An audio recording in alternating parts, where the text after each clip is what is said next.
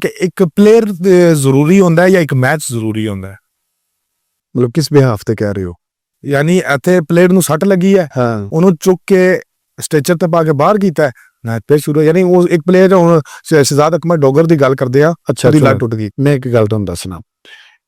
ਜੰਗ ਲੜਨੀ ਆਪਾਂ, ਜੰਗ ਲੜਦੇ ਆ, ਮਤਲਬ ਮੈਂ ਨਹੀਂ ਵੇਖੀ ਜੰਗ ਹੁੰਦੀ ਹੈ, ਹੁੰਦੀ ਹੈ, ਉੱਥੇ ਕਿੰਨੇ ਸ਼ਹੀਦ ਹੁੰਦੇ ਨੇ ਲੋਕ, ਬੜੇ ਸ਼ਹੀਦ ਹੁੰਦੇ ਨੇ। ਤੇ ਕੀ ਜੰਗ ਛੱਡ ਕੇ ਵਾਪਸ ਆ ਜਾਣੀ ਚਾਹੀਦੀ? ਨਹੀਂ ਵਾਪਸ ਤਾਂ ਨਹੀਂ ਨਾ, ਉਹ ਤਾਂ ਜੰਗ ਹੈ ਨਾ, ਖੇਲ ਤੇ ਜੰਗ ਦਾ ਫਰਕ ਹੈ। ਗੇਮ ਨਹੀਂ, ਗੇਮ ਦੇਖੋ, ਜਦੋਂ ਵੀ ਤੁਸੀਂ ਕਿਤੇ ਰਵਾਇਤੀ ਹਰੀਨਾ ਖੇਡਦੇ ਪਏ ਹੋ ਨਾ, ਉੱਥੇ ਤੁਸੀਂ ਮਰਨ ਤਾਂ ਆਦੀ ਬਾਜ਼ੀ ਹੁੰਦੀ, ਉੱਥੇ ਤੇ ਜ਼ਿੰਦਗੀ ਮੌਤ ਹੁੰਦੀ ਹੈ ਨਾ। ਵੇਖੋ ਮੈਂ ਤੇ ਐਸੇ ਬਹੁਤ ਸਾਰੇ ਸਿਨੈਰੀਓ ਚੋਂ ਗੁਜ਼ਰਿਆ ਵਾਂ ਕਿ ਮੈਂ ਵੇਖਿਆ ਕਿ ਆਪਣਾ ਕੈਰੀਅਰ ਵੀ ਦਾਅ ਤੇ ਲਾਇਆ।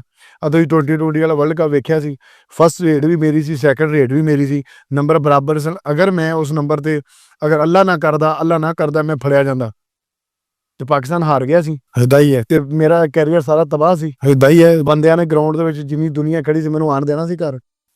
ਹਾਂਜੀ, ਇੰਡੀਆ ਨਾਲ ਵੈਸੇ ਮੈਚ ਹੋਇਆ ਤੇ ਫਿਰ ਇਹ ਵੇਖੋ ਇੱਥੇ, ਹਾਂ ਤੁਸੀਂ ਦੁਨੀਆ ਕੋਲ ਹਾਰ ਜਾਓ ਚੱਕਰ ਕੋਈ ਨਹੀਂ, ਤੇ ਇੰਡੀਆ ਕੋਲ ਹਾਰ ਗਏ ਤਾਂ ਖੈਰ ਕੋਈ ਨਹੀਂ। ਹਾਂ ਮਤਲਬ ਇਹਦੇ ਵਿੱਚ ਤੁਸੀਂ ਮਤਲਬ ਕਿਉਂਕਿ ਉਹ ਤੁਹਾਡਾ ਇੱਕ ਉਹ ਮੈਦਾਨ ਜੰਗ ਹੀ ਹੈ, ਹਰੀਫ ਕਹਿ ਸਕਦੇ ਹੋ ਇਹਦਾ। ਫਿਰ ਇਹ ਹੈ, ਫਿਰ ਤੁਸੀਂ ਇਹ ਗੱਲ ਆ ਕਿ ਅਕਮਲ ਨੂੰ ਸੱਟ ਲੱਗੀ, ਉਹਦਾ ਸਾਰਿਆਂ ਨੂੰ ਦੁੱਖ ਹੈ, ਉਹਦੇ ਵਿੱਚ ਅਸੀਂ ਵੀ ਆ, ਤੁਸੀਂ ਵੀ ਹੋ, ਇਹ ਗੇਮ ਹੈ, ਇਹਦੇ ਵਿੱਚ ਕਿਸੇ ਟਾਈਮ ਵੀ ਕਿਸੇ ਨੂੰ ਵੀ ਅੱਲਾ ਮਾਫ ਕਰੇ ਪਲੇਅਰ ਤੇ ਸੂਈ ਦੇ ਨੱਕੇ ਤੇ ਖੜਾ ਹੈ, ਏਦਾਂ ਹੀ ਹੈ। ਇਹ ਕਿਸੇ ਟਾਈਮ ਵੀ ਅੱਲਾ ਮਾਫ ਕਰੇ ਫਿਸਲਿਆ ਤੇ ਗਿਆ, ਠੀਕ ਹੈ। ਸੋ ਇਸੇ ਲਈ ਇਹ ਤੇ ਅੱਲਾ ਤਾਲਾ ਹਰ ਪਲੇਅਰ ਨੂੰ, ਹਰ ਬੰਦੇ ਨੂੰ ਸਿਹਤ ਤੰਦਰੁਸਤੀ ਨਾਲ ਖਿਡਾਏ ਜਿੰਨੀ ਦੇਰ ਉਹ ਖੇਡ ਰਿਹਾ, ਤੇ ਇੱਜ਼ਤ ਨਾਲ ਆਪਣਾ ਉਹ ਰਿਟਾਇਰਮੈਂਟ ਲਏ, ਇੱਜ਼ਤ ਨਾਲ ਅਗਰ ਉਹ ਜਾਏ ਤੇ ਉਹਦੀ ਅੱਲਾ ਤਾਲਾ ਉਹਨੂੰ ਉਹਦੇ ਅੰਗ ਪੈਰ ਵੀ ਸਲਾਮਤ ਰੱਖੇ।